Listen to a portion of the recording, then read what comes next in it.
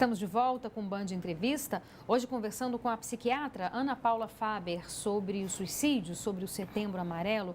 Doutora, nós falávamos aqui sobre esse tabu que existe, mas que aos poucos, né, vem sendo modificado com relação à imprensa de noticiar não casos de suicídio, mas a gente percebe que existe o tabu também dentro das próprias famílias afetadas por um caso de suicídio, né? Ou seja, evita-se falar porque a dor é muito grande. Sem dúvida. Na verdade, nós sabemos que os números que já são alarmantes, na verdade, ainda são muito maiores, justamente porque não existe essa vontade da família de falar que houve uma pessoa dentro de casa que cometeu suicídio, porque isso torna a dor muito forte. Existe uma questão de culpa muito grande. Quando se perde um ente, uma pessoa próxima, sempre fica uma ideia: o que eu poderia ter feito? Como é que eu não percebi? Como é que eu não ajudei? Então, essa carga de culpa fica muito pesada. E nós sabemos que pelo menos 5 a 6 pessoas sofrem profundamente quando há uma perda de uma pessoa próxima. E quando a gente fala profundamente, é a ponto de desenvolver problemas psiquiátricos também e muitas vezes até pensar em morrer também. Fora isso, tem mais um arsenal de outras pessoas que de alguma forma sofrem quando a gente fica sabendo de uma notícia e tudo, mas essas 5 são pessoas que a gente tem que olhar muito, cuidar muito após saber de uma notícia que algum parente, alguma pessoa próxima veio a óbito. E realmente esse tabu existe também na hora que você começa a perceber que você tem um parente que está começando a ficar com depressão, que está com uma alteração de comportamento, ou quando a pessoa fala que está muito triste, que viver não vale a pena. Nós temos que ficar atentos a esse sinal e não podemos menosprezar.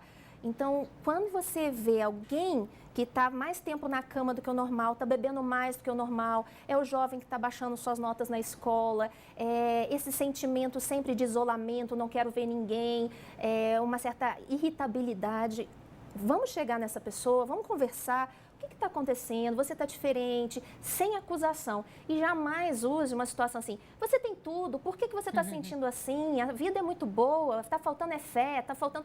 Não, está faltando tratamento. Essa pessoa está precisando de cuidado médico, cuidado psicoterápico.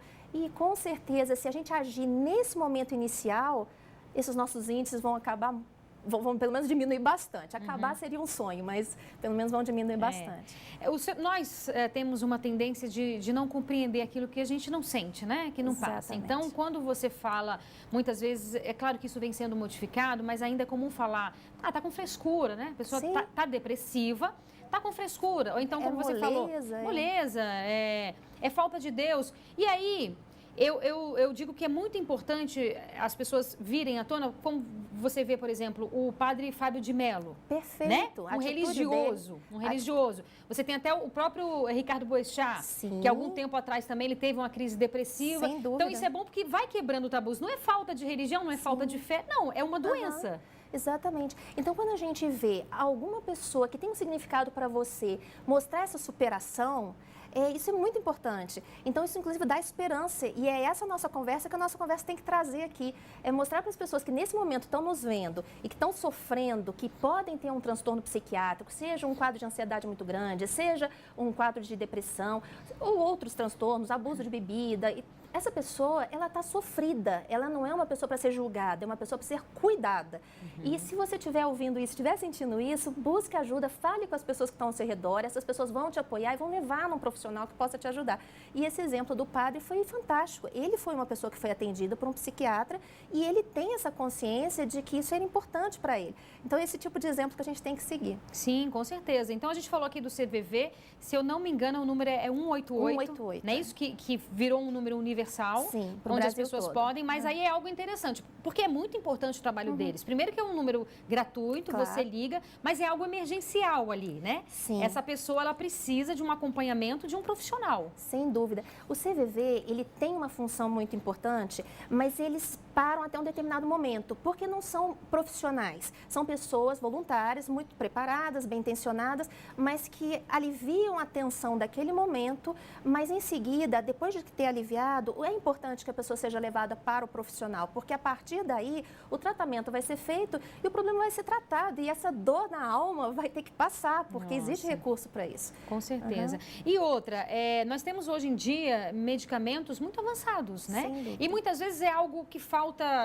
físico mesmo dentro da pessoa, do cérebro, alguma coisa que deveria produzir e não produz? Existe algo nesse sentido também?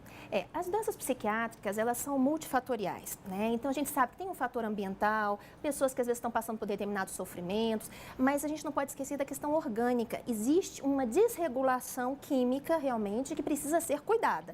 E a gente não vai falar que é só a medicação que vai tratar. Nós precisamos de uma série de bons hábitos, como, por exemplo, dormir em horários regulares, praticar uma atividade física, frequentar uma psicoterapia para que a pessoa consiga trabalhar a sua resistência aos problemas, que ela consiga se entender, ver quais são os gatilhos que levam ela à doença psiquiátrica. Então, o trabalho psicoterápico é muito importante. Agora, não vai conseguir ter um bom sucesso, além mais nos casos mais graves, se não cuidar da parte química, porque existem alterações químicas importantes muitas vezes. Algumas situações, tem pessoas que às vezes precisam até de um tratamento de longo prazo, ou às vezes para a vida toda. Né? Mas o que é isso perto do bem-estar? Claro. Né? Se eu tiver recurso para poder, tiver um meio, seja com a medicação, seja com o tratamento psicoterápico, mas que vai me fazer bem, que vai me deixar curada daquele problema que estava me arrasando na vida, por que não? Né? Claro. A gente tem que pensar que nós estamos vivendo numa época que esses recursos existem e nós temos que ir atrás. A religião, ela é importante? Nossa, a religião é um fator de proteção muito importante. Tem, inclusive, vários trabalhos científicos. Nós temos um comitê dentro da Associação Psiquiátrica Brasileira que fala sobre a questão da religiosidade como fator de proteção para as doenças mentais. Então, já se sabe o seguinte, que uma pessoa que tem fé, ela está mais protegida de cometer o suicídio do que uma pessoa que não tem. E se essa pessoa que tem fé ainda mais participa de um grupo religioso, ela se sente pertencente a um meio, ela ainda fica mais protegida ainda do que aquela que só tem fé. Então, isso é uma coisa que se estimula mesmo. Existe um grupo mais vulnerável? Os jovens, os idosos, as mulheres? Sim. Tem algum grupo? Na verdade, todas as faixas etárias são susceptíveis a questões de depressão, de suicídio e tudo mais. Mas, hoje em dia, ainda quem morre mais por suicídio são os idosos, muitas vezes pela questão do abandono, por começar a se sentir inútil, por começar a sentir que a vida parece que não está tendo tanto valor. E, obviamente, são pessoas que deram muito de si na vida toda e elas têm que ter essa percepção, ser trabalhadas e os filhos, os netos têm que ter essa percepção de que o avô tem grande importância nessa família. Mas eles ainda são os que mais se matam. Só que o que está mais nos assustando é que os jovens estão aumentando suas taxas. Então, nós temos tido um aumento enorme, não só para suicídio, como automutilação.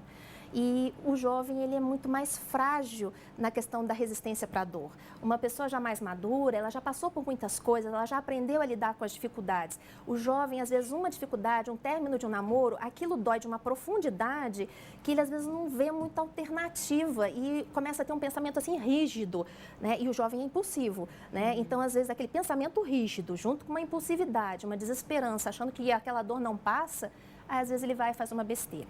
Fora a questão do contágio, né? Porque quando se ouve falar que um amigo ou que um artista famoso, um cantor que ele idolatrava, cometeu suicídio e ele já está com aquela predisposição um pouco mais sensível, se ele, de repente, olha aquilo, poxa, como modelo, ele pode copiar. E nós temos aqui que estar repetindo, isso não é um modelo, a gente tem que olhar ao contrário, os casos de sucesso, como é o caso do padre Fábio de Mello, como temos outros exemplos aí na mídia e pessoas também, até jovens, temos artistas, recentemente saiu um videozinho no YouTube com vários artistas famosos, jovens que tiveram a superação. Então é isso que a gente tem que buscar. Ok.